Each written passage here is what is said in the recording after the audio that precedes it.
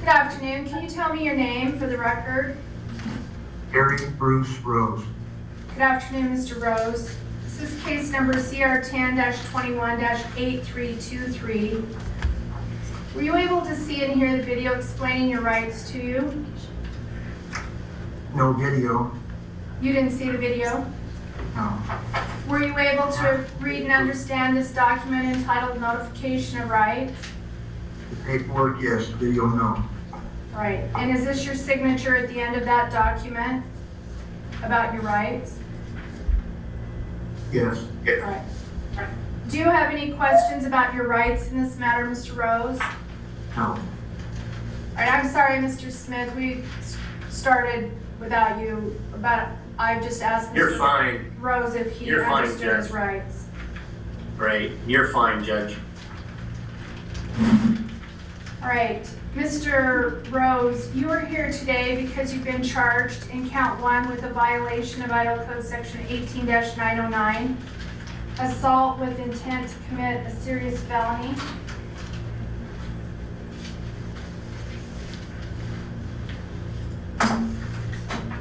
Wait just a minute.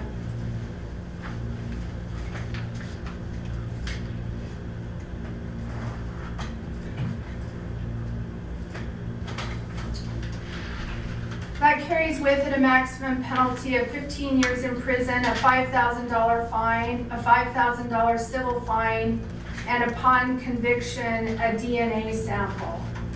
In count 2, you've been charged with a violation of Idaho Code Section 18-907(1)B, aggravated battery. That carries with it a maximum penalty of 15 years in prison, a $5,000 fine, a $5,000 civil fine, and DNA sample upon conviction. Do you have any questions about what you've been charged with or the potential penalties? No. I have here a no contact order. Do you want to be heard on that, Mr. Smith?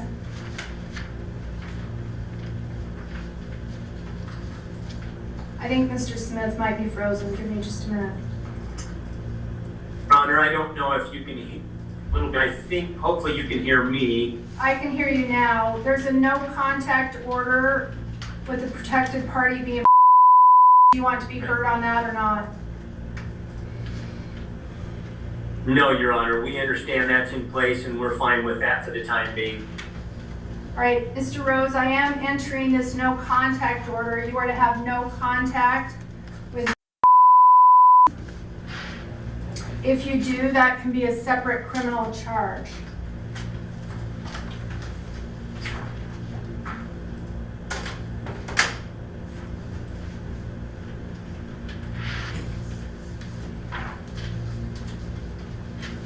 All right, your next hearing, Mr. Rose, will be a preliminary hearing August 25th at 1:30. on August 25th at 1:30. You must appear at that date and time or we issue a warrant for your arrest.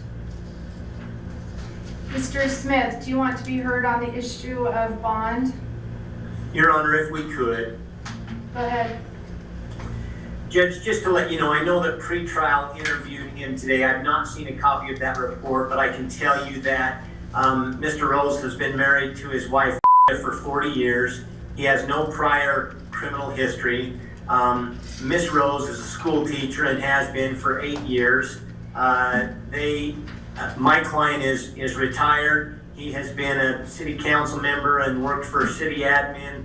This is just very much, the allegations are very much out of character for him. So we're hopeful that the court might, if you are going to set the bond, set it at a reasonable amount, but we would also prefer that maybe the court consider a pretrial release, even if the court is comfortable with a monitoring device, whether you're interested in house arrest for my client. He is open-minded about all of those things. We certainly recognize that the court will do what you're comfortable with, but we wanted you to know that we are open to any of those possibilities that the court may be comfortable with under the circumstances. All right, thank you. My determination of bail and release is governed by Idaho Code Section 19-2904 and Idaho Criminal Rule 46C. In making a determination of bond, I have to ensure the appearance of the defendant, ensure the integrity of the court process, including the right of the defendant to bail as constitutionally provided, ensuring the protection of victims and witnesses, and ensuring public safety. The factors that I have to consider are Mr. Rose's employment status and history, his financial condition, the nature and extent of his family relationships, past and present residences, his character and reputation, the persons who agree to assist him in attending court, the nature of the current charge, and any mitigating or aggravating factors that may bear on the likelihood of conviction and the possible penalty, the defendant's prior criminal record, if any, the facts indicating the possibility of violations of law, any other facts tending to indicate that the defendant has strong ties to the community and is not likely to flee, what reasonable restrictions, conditions, and prohibitions should be placed on defendant's activities, movements, associations, and residences. Mr. Rose appears before me today with no previous criminal history. He is not employed currently. The nature of this charge is very serious, and the allegations are that it was an unprovoked attack on a family member, or I should say a relative. And reading the police report, there are factors bearing on the likelihood of conviction, which is Mr. Rose's admission. And so I am going to leave bond in the amount of $100,000. Mr. Rose, Mr. Smith will be able to discuss bond with the prosecuting attorney. In addition to posting bond, however, whatever bond may be agreed upon by the defense and the prosecution, I am going to also require your release to pretrial services. You will be required to strictly abide by the no contact order in this case. You will be required to wear an ankle monitor at all times. You will not be able to leave Bonneville County without prior permission from pretrial services. And you must surrender all your firearms in your home to the Bonneville County Sheriff and provide a receipt of that to pretrial services. Do you have any questions for me, Mr. Smith?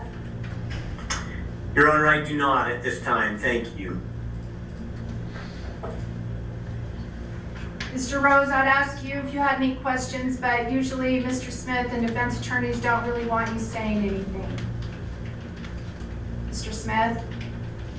I think that's true. And Judge, I had a good opportunity to speak with my client before the hearing, and we'll touch base after as well to answer any questions for him. And I think if he knows that, he'll probably be fine with that.